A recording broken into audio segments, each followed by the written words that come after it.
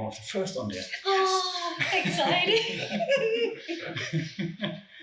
Yeah, and why I ask you, like, obviously, first, because you're one of the few people who understands my jokes in class. There's only like two Yes, people. of course. Two people laugh at my jokes. It's you and then me probably. The rest is just like, what is he talking about?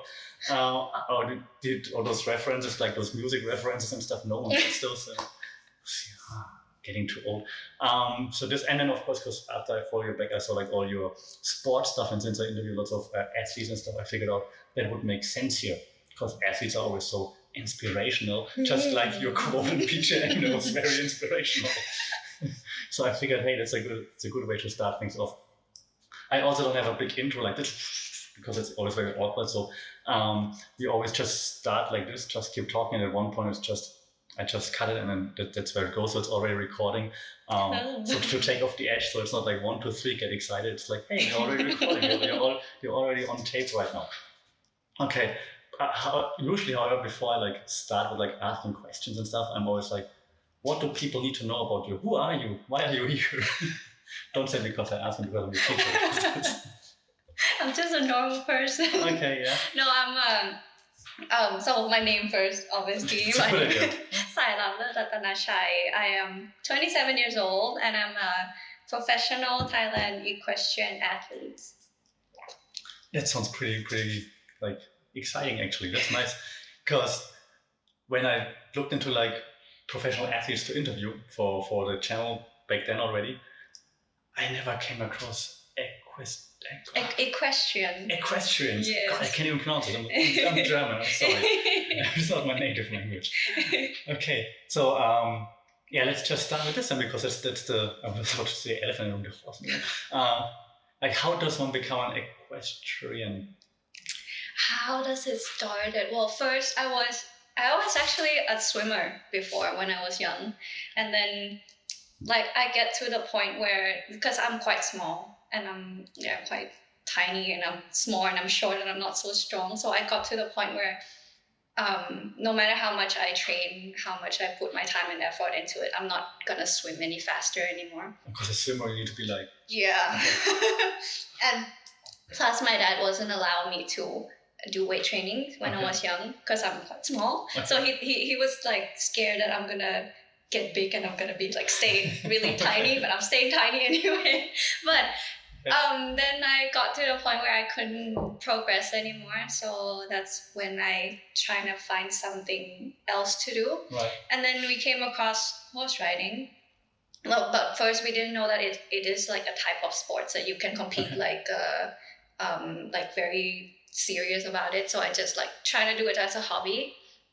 And then later on, when I know that it's like it can be a sport, you can like go to SEA Games, Asian Games, and do things with it, then I'm like, okay, maybe I'm gonna try it. Okay. And plus, the good side of like equestrian is that boys and girls, they're competing with each other, and they age different, doesn't matter as well. Okay. Like everybody is equal as long as you're on a horse and you compete. That's nice. Everyone is equal. So you didn't grow up in a horse riding family? No. Oh, okay, that's interesting. Okay, so you actually found it by yourself. Cool. Okay, and then how old were you when you did it? Like you said, you were young, but how young? I was 10, I believe. Okay. And how long does it take to like see some success, or like to figure out, hey, that's something I want to do forever? Well, it started like since the beginning actually, because I love animals, of course. That's like my the thing that I can guess from your post and like how you talk to my cats. Yeah. I own a lot of animals, but I like animals in general as well, and I like horses. Yeah. So I think that kind of goes together, and that's why I wanted to pursue these sports. Okay, fair enough. Okay, and then after you started, and how long did it take to then actually like be how does it work? Because I mean, of course, I don't know exactly how it works, right? But for me, like when I started like with like sports, I played volleyball on a high level back home in Germany, and so starting with team sports, and then it takes a while until you progress, and you're in like the under 12 team, the under 15-year-old team, and then the U18, and then this is something like this too, because it doesn't really matter. So it's like for us, it's like you started. I started training just trying to learn how to ride horses. I think it took me almost a year. Right. And then I started to try to do some jumping. And then I started from like quite almost the lowest levels available in competition. Right. And then from there I just grow up and up. Okay. And you go there into competitions like as an individual, not as a team or something. In Thailand, mostly in individual. Okay. So you go there as a representative of your club. Right. Okay. Yeah. Okay, that makes sense. Okay, and then if you perform well enough, then eventually you get to join like the Thailand team. Okay, cool. Okay, interesting. I have so many more questions about this, of course. But first, before we go on to like what you then achieved and what you're gonna do like later on and so on, because I'm a teacher, I have to look at my notes, right? So because obviously, should I say that if it's on record or not? I'm not sure. So obviously, teachers talk also like with each other, right? So about students. So you're like, hey, do you know the student? She's in my class. Yeah, I know that student. She's in my class too. That's how teachers gossip. Of course we gossip. I told to other teachers, I'm like, hey, do you know that one who got the award? Why did you get it? I don't know either. Totally random. No, I'm kidding. But like, how did you end up at BGM? Because we all wonder not that we're not happy, but we just wonder how did you end up at BGM? Well, how did I end up here? Well, I think I spent too much time in Europe. Well, I was in Europe for almost 10 years. Okay. And I did some studies there too, but I never finished because like I have to come back here to do the qualification for the Asian Games, the SEA Games, and then I just missed a lot of exams. That's why I have to drop out. Like I think I dropped out like 3 times. So I didn't really actually have time to pursue my study. Okay, fair enough. So like the reason why I decided to come back home is I felt like it's time for me to just move back home and had another like fresh start. And then I had my accident with my knee, and that's when I really have time to like focus on my study. That's one of the reasons why I end up at BGM. That's why I end up doing so well. That's nice. I have too much time now. Now I can study. Okay, fair enough. Okay, I understand. Okay, interesting. So lucky us, so to speak, that you ended up at BGM. But still, so there would have been like lots of choices in Thailand.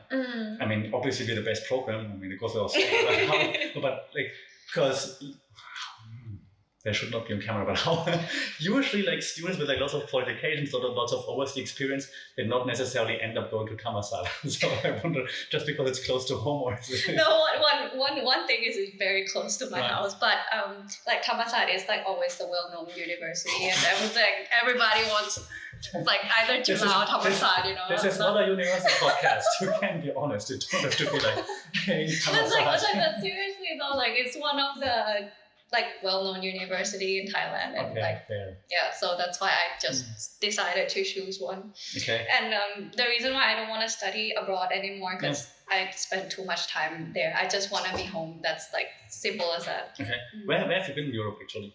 In Holland. Oh, okay. I've been to Germany a few times. Say to the German. It's a beautiful country. Okay, well, why Holland? Why Holland? Why Holland is because I believe that to be able to be successful in equestrian, you have to be in Holland. Okay. Because all the best are in Holland. Actually, Holland, Germany, the German France, wants to argue again, but I know. Some of the best are in Germany as well, and like my idol is actually a German rider. Okay. That one famous one. I remember when I was a kid, we would watch the Olympics, and that's the only time I watched equestrians perform.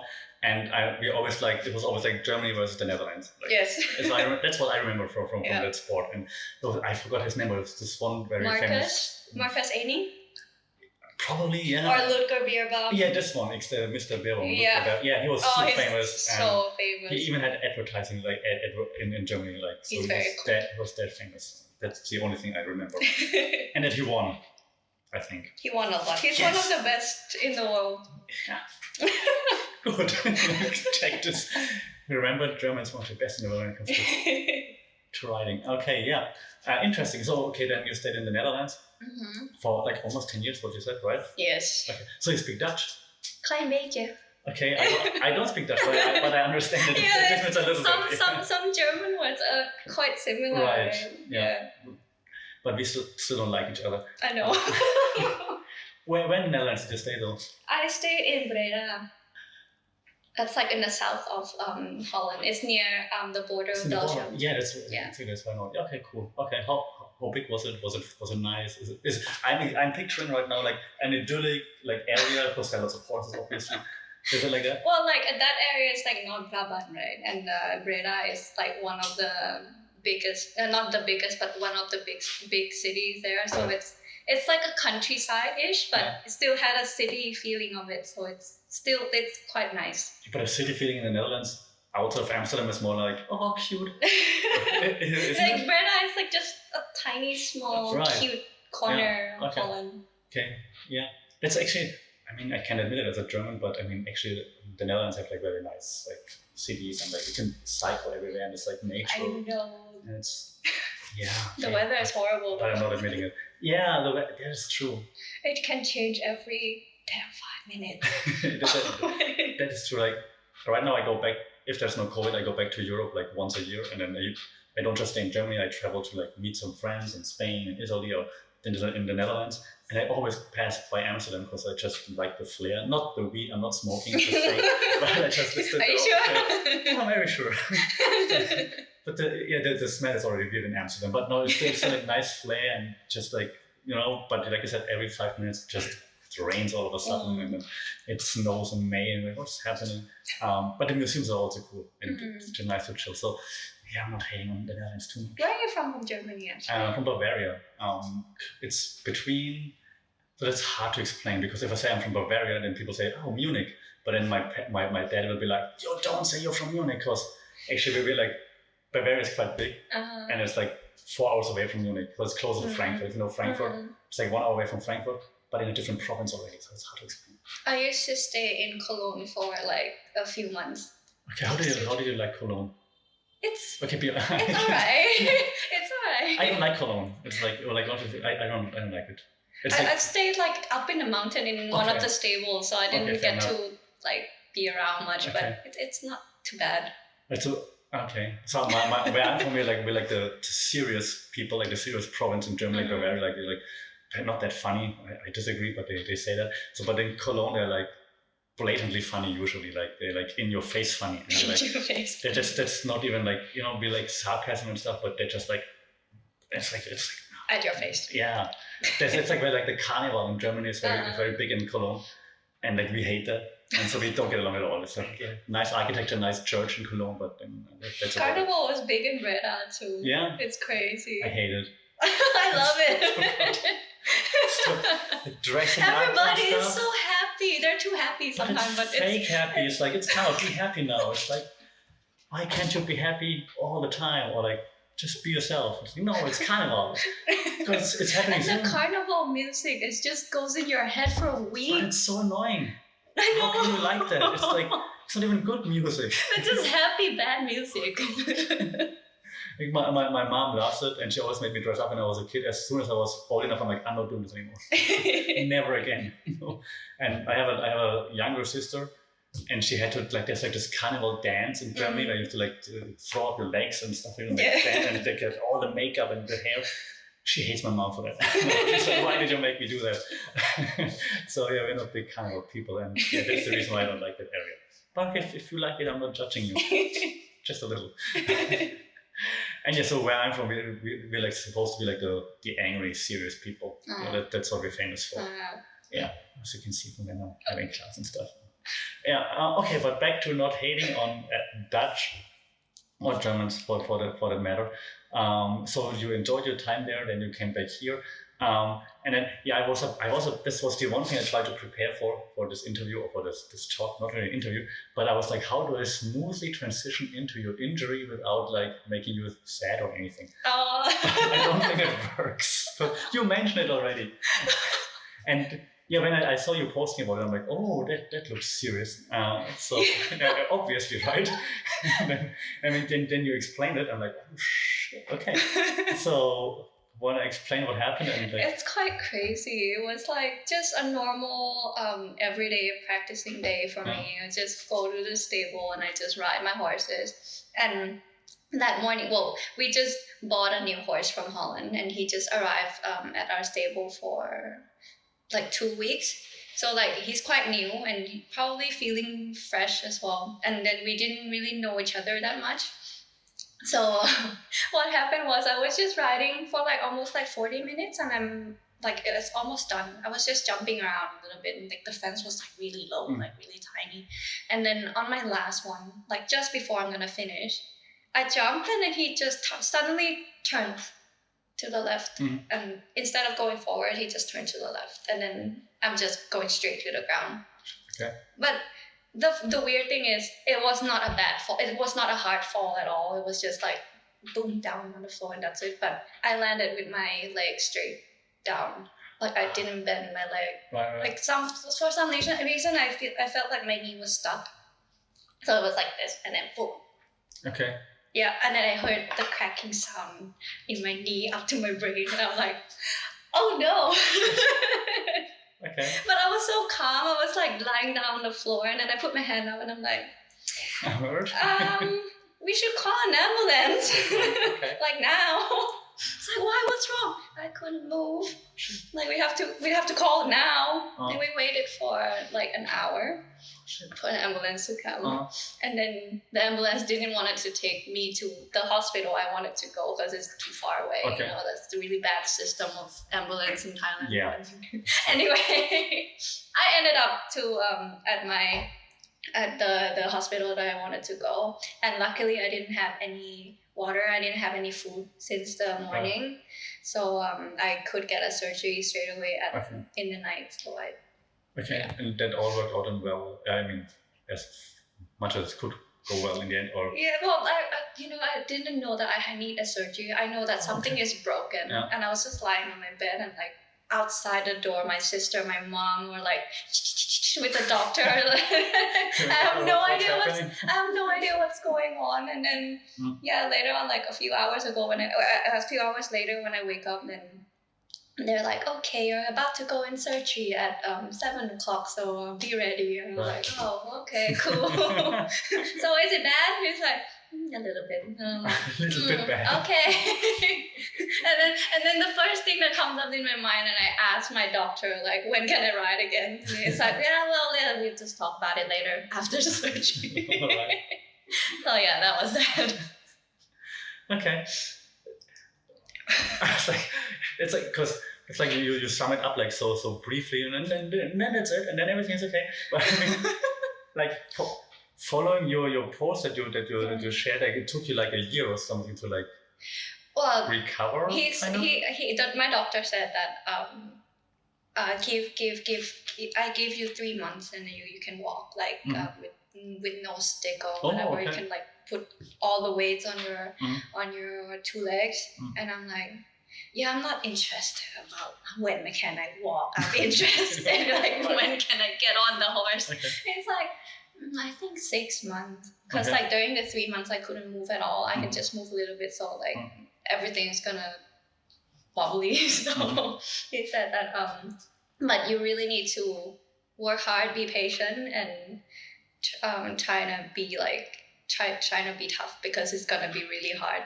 So I stick to what he said, and then I just try to take it day by day. It was good thing, because like normally I was a person who's always do things so fast, you know. I never plan anything. I just do things as it comes, and I'm always so fast with everything. But then when this happened, then I had a lot more time to think about myself and take it day by day. And I think that was one of the good things that I get from the surgery. All right. Yeah. But so then you also had to do like physical therapy, I guess, and like probably like a few times per week. And yes, first at the hospital, and then after a week or two, I asked my doctor, and I said, I feel really bad doing therapy at the hospital. It makes me very depressed. Yeah. Like being around the hospital environment and like seeing other people. Makes you sad anyways. It makes me even more like. Yeah, understand. It's just bad. So I asked him if I could do it by myself at home, and then I come to give him like a homework every week to just check up on how my progress is, and then he's like, okay, you're an athlete, so I will give you some exercise, and then you can do it at home. Right. So I did try to do it at home every day, and then like after 1 week, then I go back to see him, and then doing like this for a few months. Yeah. Okay. Interesting. No, not that I had an injury like this, but I had an injury when before I moved to Bangkok. I lived in Isan for almost a year. It's like a volunteer, and I got injured rollerblading, and so I was done. I was rolling out, so to speak, like very slowly, and all of a sudden, instead of like moving forward, one of my left leg like went like this, and then like just hit a pop, and then like my knees was swelling up to like the triple the size of the knee, couldn't move and stuff. So in the end, it was like dislocation, but also some stuff broke inside. I try not to think about it anymore. But then I went to the hospital, and that's why I say it. So they took me in an emergency vehicle, and the road in Urumqi is so bad. I was like, I'm in so much pain. It was ridiculous. And I was in the bed, and then it was a Sunday, and the doctor who speaks, they only have one doctor who speaks English on a Sunday. So I had to wait for him to come in. And then the male nurse came. He didn't speak any English, and back then it was my first few months in Thailand. I didn't speak any Thai back then. He looks at me, he smiles at me, I'm like, what's happening? And he pulls my leg straight. I'm screaming. I swear, like, all the bad words I'm in German. In English, but I don't swear in German, I only swear in English, funny enough. But then, like, afterwards, then everything, like X-ray or whatnot, and then also physical therapy. And the physical therapist was a girl. I guess she just graduated from uni, physical therapy. She didn't dare to talk to me because I'm a foreigner. I don't know what, and she didn't even dare to touch my leg and anything. And then she also gave me homework. So I realized doing this by yourself is difficult for several reasons. For one, I mean, you don't really know if you do it the right way, like the form and everything, because that really matters in PT. And then also, I always get too eager. I'm like, she told me like do 10 reps, for example. I'm going to 20. So I'm going to be faster. Exactly. So how did you manage that like by yourself? First, I think you need to be quite disciplined. Like, okay, I just added a few more reps, but like I will keep it like there. I'm not gonna go over like that. And if I feel like pain, I will stop and I will go and try to do something else. But that's how I deal with it. But like they give me like, okay, you do it 6 times, and then I'm not getting anywhere 6 times. I'm not tired. Yeah, but so similar experience. Like, how does it work and why doesn't it? Yeah, okay, understand. How long have you been doing this physical therapy thing? How long did you have to do it? You're still doing it? I'm still. I still go to the gym. Yeah, same. Still like yeah, but right now it felt almost quite normal. Yeah. I couldn't sit with my legs like completely like this. Yeah, I can do that. Yeah, I can sit like with my leg crossed this, but I couldn't put so much weight down. Yeah. But doesn't matter as long as I can ride, and it's fine. Yeah, I understand. My PT told me like when you said when can I ride again, I asked when can I play volleyball again, and she's like, I don't think you should ever play again. I'm like, that's not. I don't want to hear it. That does not work for me. I used to have one doctor. So I had back injury before it as well, and I went to this hospital, and then the doctor told me you should quit riding. I never go there again. Never went back. Yeah. No. And which hospital did you did my surgery? I Samitiwet Sinakarin. Okay. And then I got this really cool doctor. He's specializing in bones and surgeries and everything, but he takes care of football players from Buriram and the national team. So he's quite good. Okay. So I was very lucky. Okay, interesting. Completely side note, but why is Buriram so good in football? I'm not gonna talk about Buriram. No, no. It just popped in my head, and I was like, why are they so far away? Like, why are they? Doesn't matter though. Doesn't matter. just from someone who comes from Isan once, you know, I feel like I'm an Isan person. I don't understand it. But okay, back to what matters. They got like quite a lot of superstars there too. Yeah, that's what I'm saying. Like, I mean, the money, but still just for the money. I don't understand. Okay, anyway, back to, okay, so you're still doing PT and you're happy with the doctor who then actually like performed the surgery, and okay. Then after that, so you're back riding. Yes. Okay. Well, actually, 3 months. 3 months. They say I can walk, right? I sat on the horse. All right. I just want to sit. I don't want. It felt good, but like after 6 months, then I'm back riding. Okay. And your family friends are like, yeah, or they're like, are you crazy? No, they're like, well, they know if I'm ready, then I'll do it. But they will be like extra careful. Like, are you okay? And I'm like, no, I'm fine. Okay. Let me do my thing. Do you have to wear any protective gear or anything, like bubble wrap around? No. First, it was like it kind of hurts my knee because the side of my knee has to stick by the saddle. Right. So and my metal is here, so it's hurting a little bit at the beginning, and then the doctor suggests like could put like a foam here in your there, and I'm like, nah, I don't feel like I'm attached to my horse, so it doesn't matter. I would just live with the pain. The horse appreciates that. Okay. And so it still hurts when sometimes. Okay. Huh. Interesting. And so usually that's now where I try to have like a smooth like segue into like the mindset of the athlete, how you cope with everything. But you said so the injury itself like made you more patient. The smart question coming now. How does this affect other parts of your life, such as university? You mean with my injury? No, generally, like just general. Because I think, and people always hate me for saying it, but I think like if people actually do lots of sports and they're like, you get some form of like, I don't know, dedication because you're dedicated to your sport, and then you maybe can also use it like in other areas. So that's why I'm like a fan of like telling people you have to exercise. So I think like because I grew up with sports and I played sports since I was little, so I kind of have like a daily schedule plan for myself, and I think from like all the years, then you started to kind of make plan for yourself, schedule everything by yourself, and then you kind of be disciplined, be responsible in a way without you knowing it. It's just come automatically because of all these years of experience in sports. I think that's why I'm here. That's why it's like this. That's why it's like this. Okay, fair enough. So did sport, but you started sport when you were really young, right? So I usually ask, did sport somehow change you, or but if you started really, really young and you just developed in that way? Like for me, for example, just to show you like what I mean, I'm like I used to be like a super quiet person, but then when I went onto like the volleyball court, I'm like, I guess I'd be really angry and emotional. Then the game is over, and I'm like, hey, how's it going? So does it have like what do you think that? I'm always a happy person.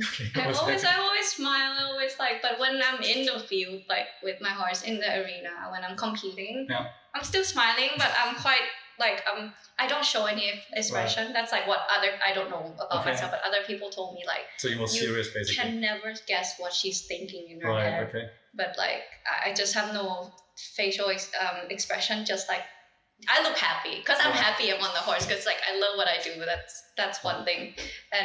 But I'm quite focused when I'm riding. Like if I'm on the horse, I don't think about anything else at all. It's just me and my horse. It's like I shut the whole world around me and I'm just in my happy space. That's what I wanted to ask anyways, because like I only know like sports where you compete with others. So I used to play pro volleyball in Germany. Now I'm doing like Thai boxing here, but it's always like me against someone else or our team against someone else. But so when you're riding, you don't have a direct competition. I mean, you have the score, of course, but you don't have a direct competition. So what's the mechanisms like what's? You have the time that you have to be faster than the others, and then you have to try not to knock down any fences, and that's like what gets me. But I think like the perfectionist. Yeah, I'm not that perfectionist though. But anyway, like I think it's the time that makes me feel like more competitive. Right. Like, and Okay. it's difficult to explain the sports. You should watch martial jumping. It's fun. German is cool too. German riders. Okay. Still? Okay, cool. Then, I might give it a try just because I'm patriotic. Okay, so you basically focus on like, I need to have a better run. Do you call it run? No, we don't. How do you call Around. We call it around. Okay, so you have better round than my competitors and like better, faster and less obstacles hitting. Right. Okay, fair enough. Okay, cool. Also, then what I wonder if it's true or not, I think because looking at how you approach tasks, for example, and how others approach tasks, it could be an age difference, but also maybe it's a good thing. It's not a bad thing. It's just usually, and maybe that's also a cultural thing. I'm not sure. I've been here for 10 years, in Thailand. So, when I give a task, usually to students or to staff, whatever, then I can see a difference between people who solve it more directly to the point, or usually many people here, they just exactly. So in class, that's an example, but not only in class, in all kinds of life. We have a consultancy agency when we work with clients, or when we hire people to do the same thing. So why is there such a big difference? Why is it like this for most people, and then for others, because in class, when I give you a task, you solve it in 5 minutes. Exactly. Why? But you see why I give so much time, because others, they need forever. Yes. So why is that the case? It's still happening though. Yeah. It makes me so frustrated. Some I don't know what. Is it that you're exposed to different cultures, exposed to your parents? Is it the sport? I don't know. Is there anything? I don't know actually. I just felt okay, you read this, and then maybe it's because I'm older too, and I kind of, if I see a task, I can try to make a scope of how much I need to do. How this is too much, this is too little. Yeah. I think I can make a whole scope, but for others, they are not sure how much they have to do. I think that's why sometimes they're going around too much. Okay. I don't know, but for me, I'm okay, the question asked like this, and then you just answer this, and then it's done. That's it. Exactly. Yeah. Let's see. I'm trying to figure out. I always ask those questions. I try to figure out what do people what can I change to make people be more straightforward with their approaches, because it's really difficult sometimes. Interesting. Yeah. It's when we had those online classes, and I ask a question, and it felt in the beginning you answered right away, and then after a while it feels like you were waiting on purpose. Yes. I cannot answer right now. I have to wait now, and I'm like, why are you usually you answer right away? So I can answer, but because I'm in this group of BGM daily. Right. Exactly. Yeah. And I'm trying to I can do a lot of things for them, but I want them to it makes sense. learn it too. So I try to slow down a little bit. Sometimes I just give them guideline okay, you do this first, and then you're trying to do it, and then let me check later if you wanted to. And then they normally do that, but yeah, I just try to wait for. So, but you do see the difference too. Yes, a lot. Exactly. And I'm complaining it almost every day in my head. Right, but you also don't know where it stems from, right? But I also think that maybe it's because of the probably the culture too. Because in Thai school I think you just sit and listen, and you copy everything on the board, and then that's it. You don't get to interact in international school or whatever. And then some of them, when they came to this environment, they just a bit shocked, they don't know what to do. I think it's still a learning process. Probably, yeah. I mean that's the most criticism I usually get from students. We need more guidelines. It's too broad what you tell us. You need more. Just a little bit. Yeah, because it makes it easier. The more guidelines you have, and the faster it's answering. Interesting. Okay. So now we are at the point where you had your injury, and then you took something away from it. You learned something, made you more patient, and you could focus on your studies, which is good for us. Will you continue focusing on your studies now? Yes, of course. I'm kidding. I make a promise. I'm gonna really focus. Okay. I'm gonna finish this. The goal is like first honor student. No. Actually, I don't have a goal. Like I wanted to pass. That's my next point here. What are your goals? You need to have goals. Make up some goals. For study, no, but like I just wanted to pass. That's it. And this is just like a bonus that I'm like, are you sure you got the right name when you announce that award? Still confusing. Yeah. Very confusing. I don't know why. And now you're like on motivational posters and stuff. Nice. It's like when I get your score for my final exam. When you ask me, are you sure? It's the system error. And I didn't want to ask my friends because like I did ask them like, hey, did your score came out yet? It's like, no, it's not yet. I'm like, oh, okay, maybe there's something wrong with it. I told one of my colleagues that you asked me about if the score is wrong with the system. Yeah. And he said like, what is wrong with her? You should just be happy. I'm like, yeah.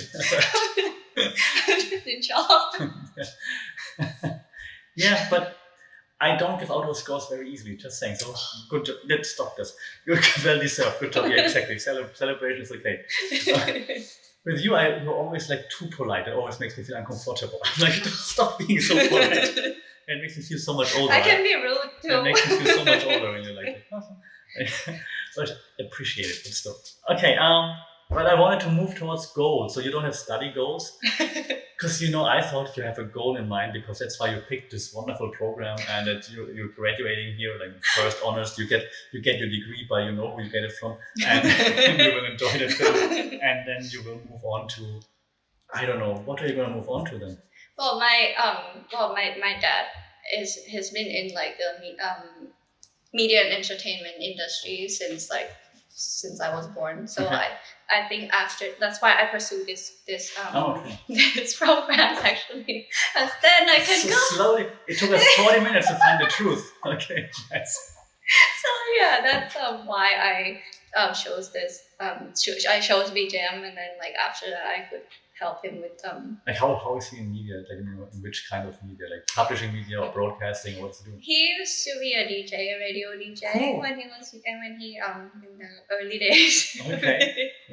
Yeah, and right now he's like an event producer and all cool. the things. And right now we don't have much event right now. So. Yeah. But like the latest one that he did was the New Year at Icon Siam last year. Oh, okay. And I think this coming up year too.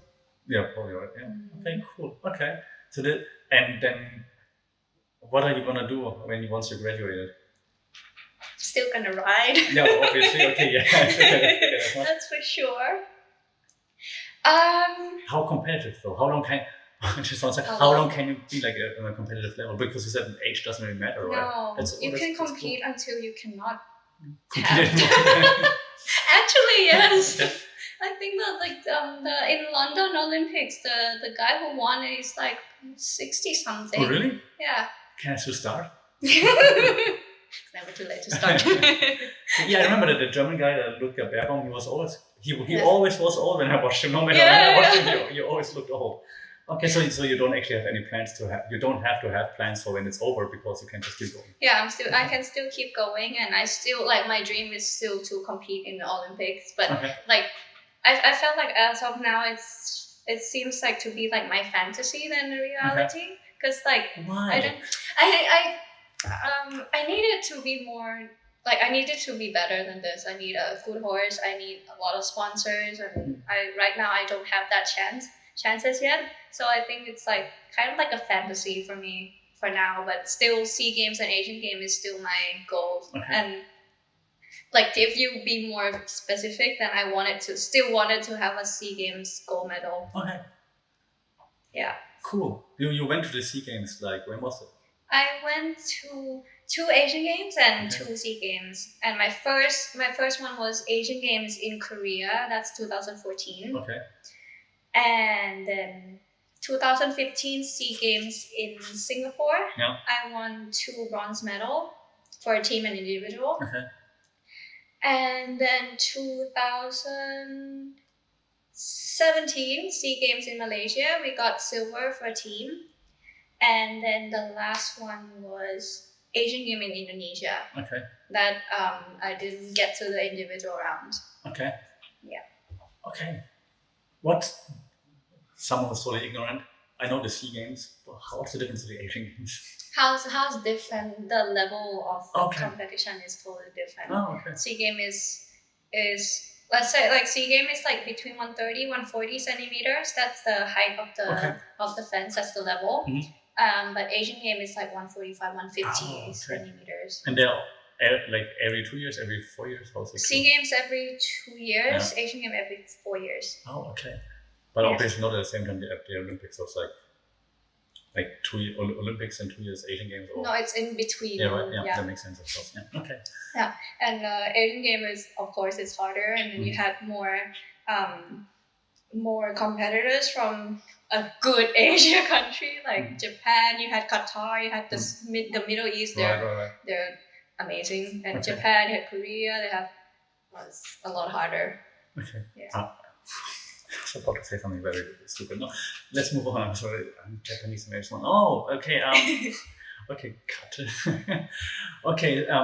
Right. So, and in order to then, I simply guess right now. So, in order to make it to the Olympics, you have to qualify them via Asian Games or via local circuit, or how does it work? You have to go to Europe and try to find like a competition that there's like qualification. Yeah, so you have to go to those qualifying tournaments. Yes. Okay, and they're mostly in Europe. So you basically have to kind of live there again. Also, you can do it in the Middle East as well. Okay. They have like quite a big shows there, so you can also do that too. So you have to go to shows, and they are like accredited or whatever by the Olympic Committee, and then something like this. Okay, so you don't have that around Asia. Around Asia, no, it's just I think the Middle East. I think that's closest. The closest. I think. Okay. Yeah. Huh. Interesting. Why is it not a bigger thing here? Well, we don't have the space and the arena and the facility and it's not so competitive in like especially in Thailand. There's not many of us riders, but there are more coming up. Like the past 2-3 years, there are more, but still not much. Like in Europe, if you just go to like a local show, a normal show, you get like I don't know. 100 people, more than 100 in one class, one event. Not event, a class. Just one. In the different classes in every event. Yes, yes. And but here you get like not even 50 sometimes. Right. Yeah, and like the biggest class in Thailand, there's like only 5 or 6 of us. Yeah. Oh, okay, interesting. Huh? How well is it supported by the? Is it supported by like the Thai Sports Authority or something? Well, we have a federation. So right, we have Thailand Equestrian Federation, and also they work with the Olympic Committee as well. Right. So yeah, but there's not many competitions here. Before it used to be like 2 months there's one competition, but they're starting to make it more. So like every month we have like at least one. That is better for the sports and better for the horses and better for training too. Because the reason why in Europe, like you get better when you're training in Europe because you have shows every week. Okay, that small, makes sense. Big or whatever, you can go to show any weeks you want, and then when you go to the show, it's like it gives you more experience. Because like horse riding, you cannot just learn the technique, that's it. But you have to try to get a lot of experience. No, of course, it makes sense. The more you do it, in competition levels, the better you get. Okay, that makes sense. I remember when I was like young and I was watching, like when I grew up, I was watching lots of sports on TV. So I didn't do sports until I was 12. So I was only watching sports, and I watched like everything. And then always even in German sports TV, they would show like all the horse events or whatever. They give like I know those different, like some they just ride around and make some figures. I don't know how that's called. Dressage. Like that one, exactly. I was like really annoying. I'm like, can you show some, I'm sorry, real sports for me right now? I don't know. That's the reason why I wanted to do show jumping. Right. Because like I wanted to do dressage first. It's just like a ice skating. Yeah, but I got so mad at how the horses had to look. Like with the hair and stuff. I got so mad at it. I felt like I need some more action. That's why I do show jumping. And there's another thing, it's called eventing as well. That's like 3 Olympic disciplines. So we have dressage, show jumping, and eventing. Eventing is like a 3-day event. So you have the first day you have dressage, then you have cross country. It's like you go in the field and jump over like all these big big obstacle in the big field, and then the last day is show jumping. But that one is a little bit more dangerous, so I felt like that's too much extreme for me, so I'm gonna stick with show jumping. That's why I choose this, and it's exciting. Isn't there also like something that's called modern whatever, not decathlon, but where they do like 7 things, like one of them is riding. Yeah, what's that called? And fencing and some weird stuff. But I don't know what's it called?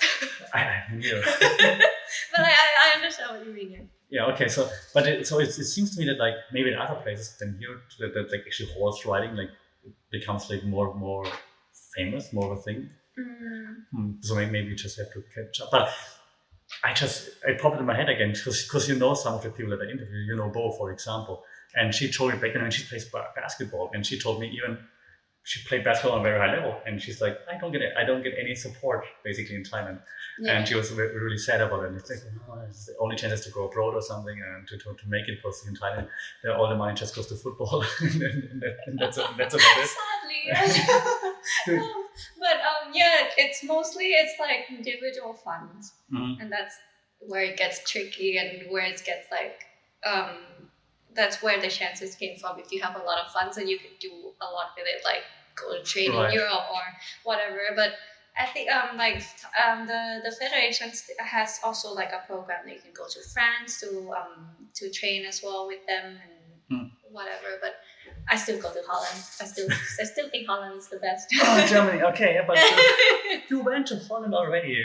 Widen your horizon. Go over the border. Better food. Okay. Can drive faster too.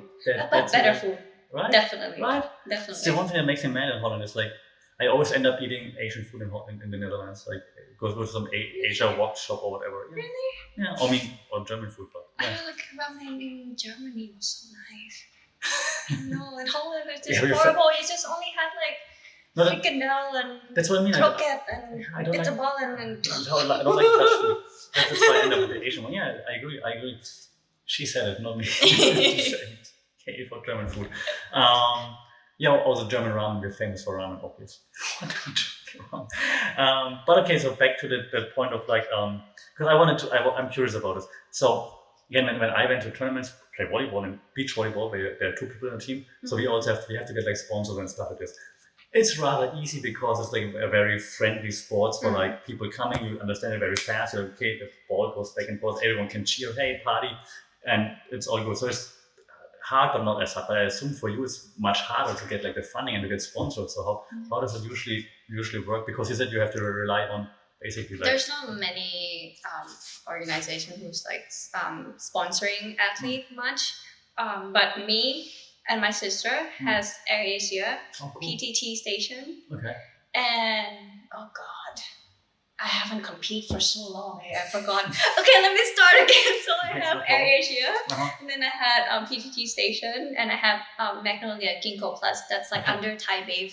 Okay. Before it was like Cham drinking water, but then they changed it to the small bottle milk. It's nice, good for your brain, and tasty. Before I ask, like, how do you find sponsors and so on, are you the reason Asia is losing all the money and they're selling food now? Oh no, that's Thai Airways.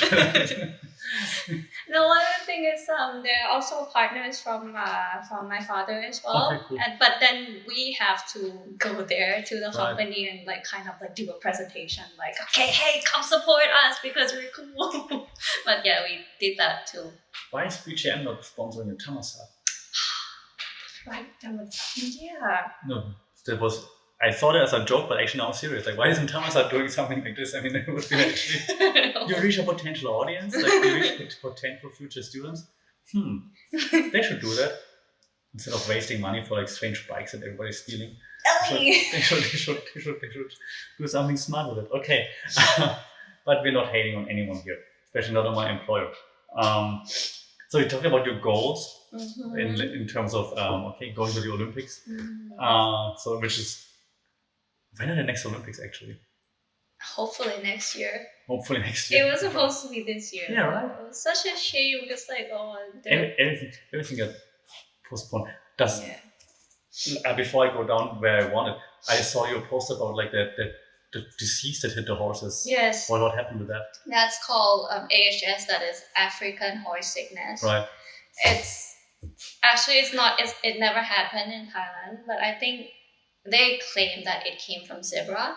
Okay. Like they were imported in and they haven't clearly checked. That's why there's a few of them that are sick. And then it just, the disease transfers by the small, really small flies. I don't know what's it called in English, but they're really small, like smaller than mosquitoes. Okay. And there are a lot in like at Khao Yai area because they're like quite in the jungle, right? So they just bite one and then to another and then finish. Okay. And then we didn't know what it was because when they got it, it's like it takes them like within 48 hours and they're on the floor. Okay. Because it's kind of like how do you say destroy the respiration system.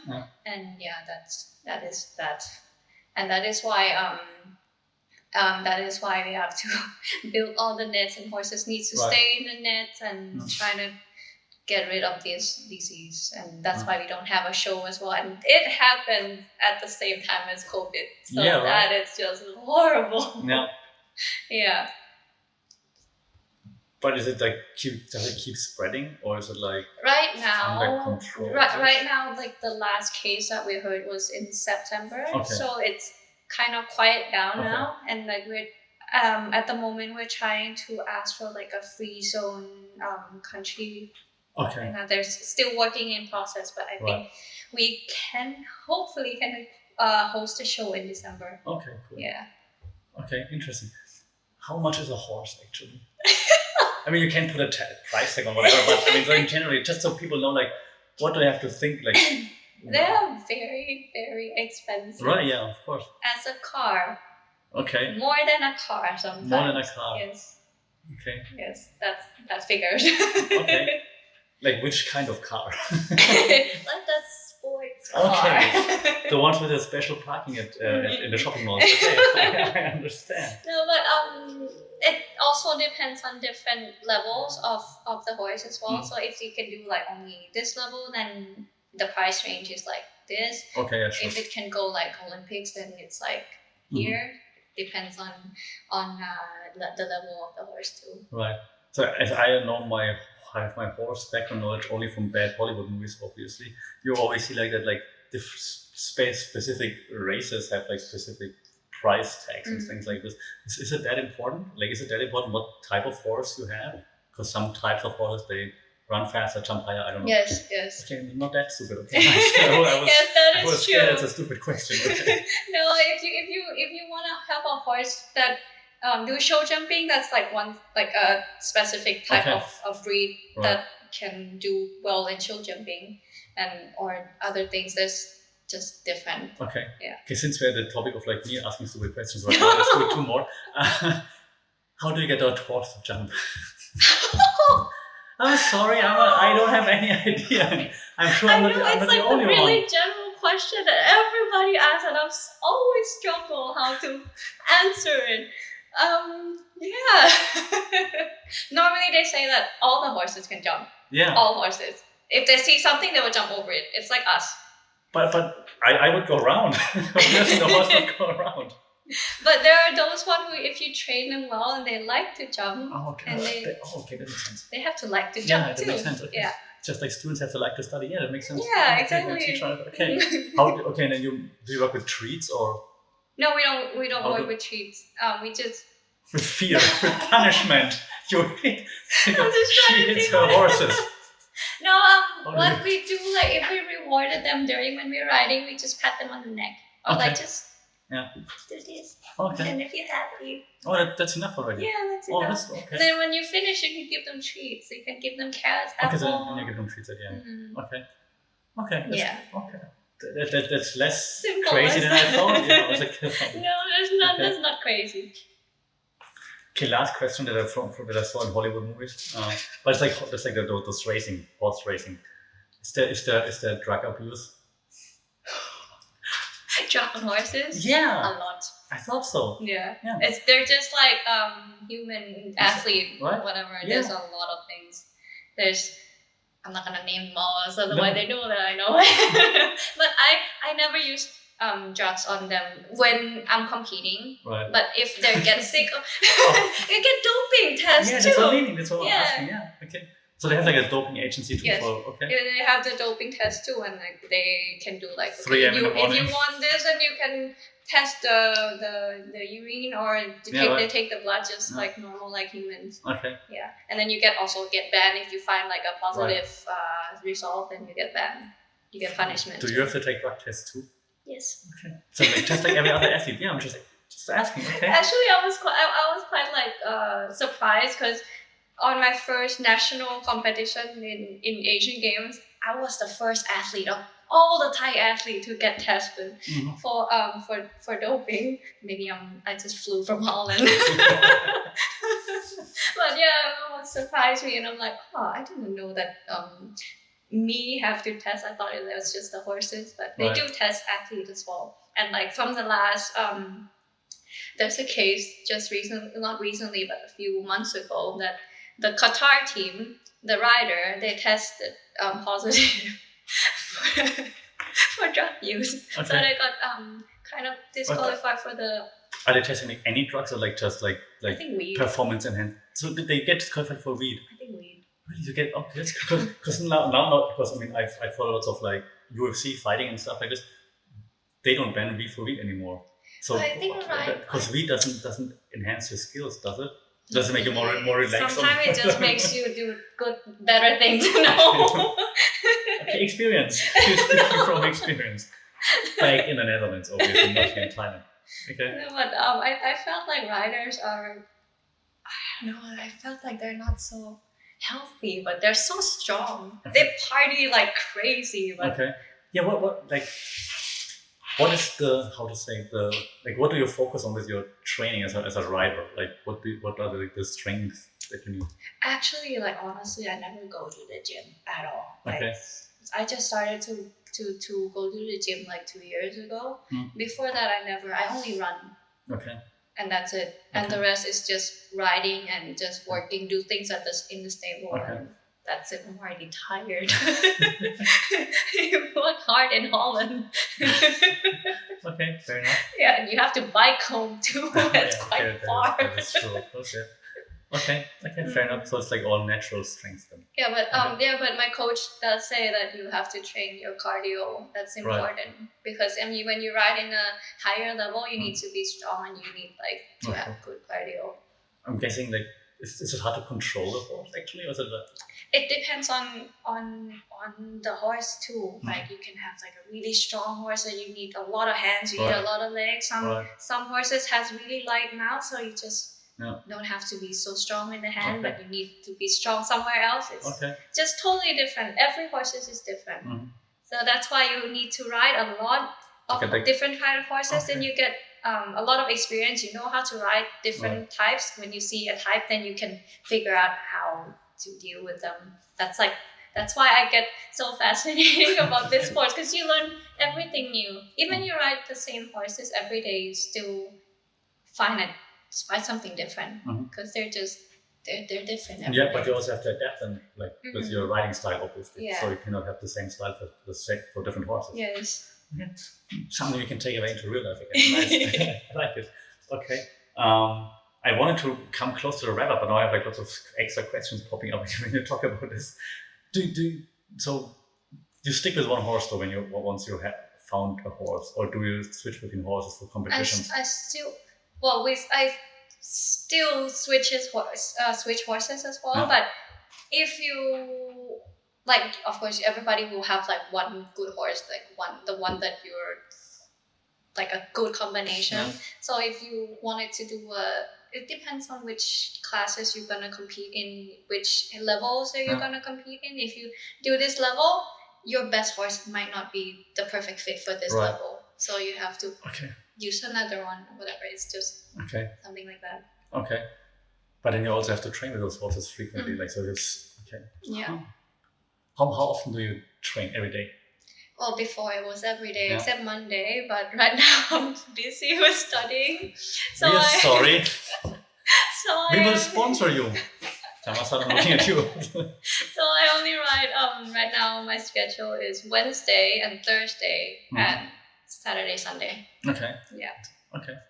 And with the same horse or with some different horses? Right now I'm riding only 2, so it's still same every day because we don't have much here in Thailand. Okay, yeah, okay, makes sense. Then if you would have competitions, you would have to fly your horse over there too. The competition right now will be in Thailand. No, if you would have competitions abroad, you would have to fly your horse. If it's abroad, then you fly your horse. But if in Malaysia, they travel with the truck from Bangkok to Malaysia. Okay. Less stress in flying, I'm guessing also. So, I think there's no flight too. No, yeah. Okay, yeah. But I mean, if you take them abroad, it must be stressful on the animals, I'm guessing. Yeah, they're standing in like a special container designed especially for horse transportation. Yeah. And you have a person there, like a groom, to take care of them, give them water, give them hay, check on them that they're not so stressed. And yeah, they're quite okay. Sometimes they just get stiff because they're standing there for like a lot of hours. I was thinking, yeah. Do they get jet lag? Yes. That's a stupid question, but yes, they do. They do. Makes sense. Like I flew my horse like previously. I flew from Holland to Indonesia. It's quite hard. She was so like this, and she sleeps all day on the floor. She's jet lagged. Okay, but after a few days, and they get better. Okay. Yeah. So you actually have, if you would have competitions abroad, you have to plan like lots of time for it as well. Yes. So you cannot just say, hey, it's over the weekend. I'm gonna fly 2 days before, so you fly like a week. You have to take a lot of. You have to take the blood test. You have to wait for the blood test. You have to check everything: health paper, transportation paper, passport, everything. Okay. That's dedication then. So okay. So if you actually want to, follow this sport, you have to be like really dedicated and interesting. Okay. I hope. I'm thinking like how to phrase it again smartly if I can. But besides like I'm simply assuming like medals and winning is fun. But I'm simply from talking to you guessing like it's not like obviously the main goal because you still keep riding and so on. But like what's the main driving factor or main takeaway from like what makes you so happy about riding? Like why is riding so? Yeah, deep questions here at the end. We're coming close to wrapping it up, but now nobody ever asked me that question. Only here on this podcast. Why am I so happy on my horse? I dedicate my life to this sport, and I just love it so much. Like I have bonded with my horses, and they became a part of my life already, and.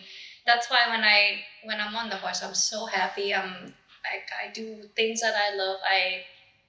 It's just like I said, it's like my happy space. No, I have to act like I'm in a class at university. You know what I'm doing? Like why? Why? Yeah, there must be a reason. Like what makes you so happy? Like why is this your happy space? Like how did this end up being the happy space? Like people listening to this, all 2 of them are gonna be like. That is strange. Why on a horse? Why do you like volleyball? Good question. Yeah. Well, there are several factors. I think also like with Thai boxing, because right now I train Thai boxing 5 times a week, for example, and I think there are several factors. One, I'm not sure if it's similar to you, because for me it's opposite to what I'm usually doing. I'm usually like the quiet person, but then when I go there, either volleyball. I have to be like the team leader, and I have to go out and like tell people what to do, and like, hey, I'm the setter at volleyball, I'm the guy who like passes the ball, so you have to trust me, and I'm so it's like different to what I usually do. Boxing the same, like I'm like usually quiet, but when I'm in the ring, I have to be like, okay, I'm gonna punch you in the face now, and you punch me in the face, and then we're friends afterwards. But like this, it's like, so for me, it's like doing something different to what I usually would be doing, I guess. But also it's like. Oh God, it's so cheesy. It's like this peace of mind thing. If I don't exercise, especially boxing or like volleyball for 3 days or so, and you get frustrated. I'm so angry. I'm so angry with myself. I'm just not balanced. And for me, it's like meditation kind of thing. Like if I don't do it, I get mad. If I go, I'm like. I guess it's not a meditation for me. I guess it's like a therapy for me. Yeah, exactly. Yeah. Thing. Yeah. It makes me so like I'm so in like the most peaceful ever when I'm on the Right. horse, and I like because I love like the love that I have with the horses as well. Like I love them, and I don't know, they just make me happy. And I'm how do you say, like I'm fascinated of how an animal could fight so much for you, put so much effort for you to fight with you in a competition or whatever. Like we can't speak the same language, but somehow there's this special things between us that makes us like one. Right. I think that is like why I love this sport Okay. much. It's very deep. Am I making sense? You can't say that you're deep about yourself. Others have to say that was deep. You can't say this was a very deep answer. That takes it away. But okay, that makes sense. Because I mean, I get the sports kind of thing, but like also the connection with the animals is interesting. Because while I always used to like animals, I've never been like, oh, animals. But then before we lived in a condo where there's like no space, and then we moved here because we wanted to have some more space. So we moved in this townhouse, and then my girlfriend was like, hey, now we have more space, so we can actually also adopt a cat, right? I'm like, oh, if it makes you happy, I guess, yeah. And then we were looking at like different cats, and like stray cats from like a Facebook group or something. And then the cat came, and I'm like, I'm never gonna let you go. Now the cat always sleeps with me. And so I slowly understand like this bonding to like animals and some kind of There's no word to describe it. It's just this special connection that it's like you find your soulmate, I think. Yeah. Oh, sweet. Huh? Nice. But she's got more than one though. It's like this. But I always have only one in my heart. Oh. Don't tell the other one. Okay, but okay, that does make sense. So for someone, like, how can we phrase it? So for someone who hasn't found that thing that makes them happy yet, how do they find it? Huh. Yeah. Yeah. We're fixing real issues This right now. is why people don't answer a question in your class. I'm sorry. And that was a deep question, by the way. We're almost at the end with all my notes though, but seriously so, because you said it makes you happy and you feel better, and I agree with it. I said like I do my sports, I feel much better. But how do people who haven't found it yet, how they just try everything, but the motivation for not there to just keep trying stuff. So That's hard. Hey, we had you on a motivational poster. You have to give some motivational advice right now. That's what people expect from you. They expect motivation. Oh God. I guess just keep trying. Don't give up. Oh my God. Find some man. Keep moving forward. Don't look back. Find a light. Don't go towards the light. That's hard. Yeah, right? Yeah. But for the time, so you couldn't, for 3 months or so, you couldn't do sports, right? How did it make you feel? Horrible. Exactly, same for me. So that's why when people say like, oh, I'm feeling down or whatever, I'm like, have you tried exercise? But they hate me for saying this already, because like, exercise is not a solution for everything. I'm like, yeah, I know, but it still does help. But I don't know how to get like... I guess how I cope with my frustration and my horrible feeling is that I had a good supporting system around me. No, that makes sense, right? But then I mean, I guess once you start again, you're like, yes, I can do it again. Yeah. Right, so I just try to get people to start to try like whatever. I think like if you're surrounded yourself in like a negative vibe or negative environment, negative people give a negative energy, you will feel like boom down so much. And that's what I'm trying to... I have a really good supporting system around me, but I'm trying to surround myself, put myself in like with people who give me positive energy, and that helps a lot too. Stop laughing. That was a good answer actually, but now you're laughing. Now you made it look less serious.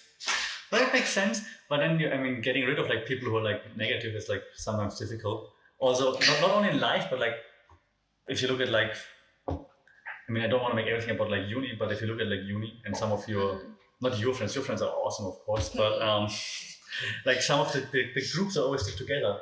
Yeah. When you look from the outside, you can see some of those people, they just hold the rest back, like, but I think no one has like the heart to say like, I need to do my thing now. I need to move on like other people. So that's really difficult. I'm thinking, and I think sports can help with that. Yeah. Because you learn it. I'm just saying. Okay, but are you ready for like to wrap up motivational speech that you are about to give now? Oh, hard. Okay, I'll talk for 10 more seconds and you will take a sip of water and then I'm good. Because at the end I'm always asking everyone who does like those things with me, I'm like, okay, so now we learn lots of stuff I think. And also lots of stuff that we can take away from sports into like real life I think. And that's why I always ask those questions like how do you cope with like setbacks and stuff like this, because I think it's interesting to see like how athletes cope with this, because you have like this mechanism of like, okay, it's a setback, but I have to move forward. Like so I can't like be sad about what happens right now because next competition I have to keep going. I think it's interesting. And we talked about this, and we talked about like your studies a little bit and your future goals, like going to the Olympics. Can I make this like part of like our class thing? I want to see you at the Olympics while you're in our class. No. Otherwise you fail. I will never take your class. It's a 4th year class, you still got time. Oh. No, but like, do you have, because sometimes more, very often, people that I talk to, they have like some kind of mantra, idle quotes that they live by. Is there anything that like keeps motivating you, that you keep repeating to yourself? Is like find the light or whatever. Is there anything like this? Yes. Anything cheesy that you stick to? No, actually, find a light for me is like I compare myself with a sunflower.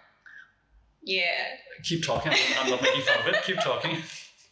I compare myself as a sunflower. Like it's a flower that, yeah, it looks down sometimes if the sun is not there. But when there's a sun, it always faces the sun. So like it motivated me inside like that. When I feel down, mostly I feel quite down sometimes. I like to have like very obsessive thoughts in my head most of the time.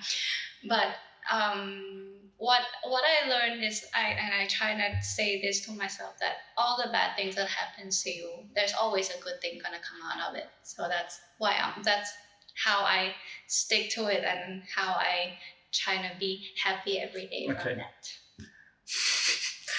But what if there's no sun? If there's no sun, there's always gonna be a sun. It will come up. You just have to stick in there long enough and the sun will come up. Okay. What are your final last words that you want the people to know? I'm awesome. And very humble. I'm gonna put this on a poster. I'm awesome. I'm awesome. No, I think one word that the famous last words. That's like what's on your poster. It's your picture and then like the poster, famous last words. People will remember you by this. I love cats. Oh, okay. We skipped the famous last words for 2 minutes because we didn't talk about your cat. My cat, yes. Because according to your Instagram, your cats are very important to you. Oh yes, of course. Because it's basically all cats. Yes. How many cats do you have? I have 2 cats. Okay, they're grown already. They're grown. The other one is still like a baby, but I think 1 year old now. Okay. Yeah, but the older one, his name is Louis. Mm-hmm. I adopted him on the first year that I moved to Holland. So. Oh, you brought him from Holland. Yes. Oh, okay. How was that? Like, how difficult is it to bring like a cat? It's not that difficult. You just need get a health paper from the doctor, and no vaccine needed. Just the health paper and some transportation paper and passport, and that's it. Okay. Because I'm not immediately, but considering maybe not staying here forever, but I of course have to take the cats. But I think moving from here to there is more difficult. Because we don't trust people in Thailand. So it is more difficult to move it from here. But anyway, I adopted him because I never lived alone in an apartment before, and that kind of shocked me a bit. Okay. Then I felt like I need something alive in my house first. I want to get a fish, but then I'm like, I know it's so depressing. I wanted to get a fish, and then I'm like, okay, maybe not. I couldn't find any fish around there too anyway, but I found out that there's a shelter near my apartment. So like just one day I was just like, okay, I'm gonna check this place out. So I bike over there. And then I went in there and there was like a lot of cats there. And then I saw him sitting in the corner looking at me and I'm like, you're coming home with me. Then I took him in the basket on my bike and I biked back home. I never raised a cat ever because I always grew up with dogs. And they hate cats. So I don't know how to take care of them. First thing, I don't even have a litter box. I don't have nothing. So I left him home and I went out to buy some litter box. Like Google, I YouTube everything, like how to take care of a cat, how the cat pees. Same. So I did that. And then I came back from the supermarket and I got everything and then he peed on my bed. Like big, huge. And then I have to Google again, like how to clean a cat pee from your bed because it smells horrible. Oh, that was the first day. And then he was been with me ever since that. And of course, when I moved back here, I didn't have to take him. I have to put him back here too. And he likes Holland. He likes Thailand actually. I think he's more happy than when he was over there too. I think he likes the hot weather. Oh, interesting. Okay. Yeah. And then I think a year later, then this small cat just came from nowhere, just came to my door. Okay. And he was screaming in the night, and I'm like, what's that? And I was still walking with my my stick because my knee was still, I was still in a cast. And I look down and I see this little fella. And I'm like, oh no, tomorrow morning we have to find it before the dogs. No. And then I told my mom, like, hey, we have to find this cat. I couldn't run around and find a cat. Mom, can you please find him? And then we found him in the bush. And then we took him in. And then, they became best friends. Oh. Yeah. That's nice. And now they're like in all of your IG posts. And he's like, I think like the small one was the one that makes me realize that I can walk without the stick. Oh. It's so weird because like he was running around and I have to catch him because he's gonna run to a dog, I think. And then I was like, oh no, you cannot go. And I throw my stick and I start walking and I'm like, oh shoot, I can walk. It's like when Jesus said, just walk. I can walk. Nice. Yeah, that's I think that's funny. Oh, that's cool. I did the same thing with the YouTube, by the way. So we had like a small cat before who passed away from a heart disease, which was very sad. But we adopted him, and I googled everything. Like, also it would sleep in our bed. It just jump in bed like at night. And then I always got scared that I would just turn on him and that I would hurt him. I'm like, where's the cat? Where's the cat? Did I hurt the cat? Can the cat sleep in your bed? Okay. What to do when the cat pees in you? Okay, can I take the cat out to walk around and stuff like this? Can I take a cat on a leash? Yeah, we take our cats on a leash. But you can take, like, my cat cannot go on a leash. We take, like, people think I'm crazy. We take them out, like, yesterday we went out to, like, there's a K-Village out there, like the mall. It's a pet-friendly mall, so we take the cats there. But everyone else takes dogs. We're the only people with the cat. Everyone's like looking like, are you crazy? They want to go out too. They want to just keep them at home. But the first night that I had Lewis was quite scary though, because like you just woke up in the middle of the night and then suddenly you see these two eyes watching you like here. And I'm like, oh. That is scary. Yeah. I have to get used to that. Sometimes they just stand here and look at you like.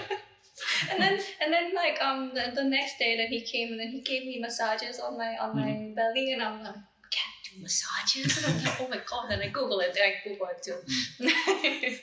Yeah, I Google everything, like also what does it mean when they bump against your leg with their head, like oh they want something, okay.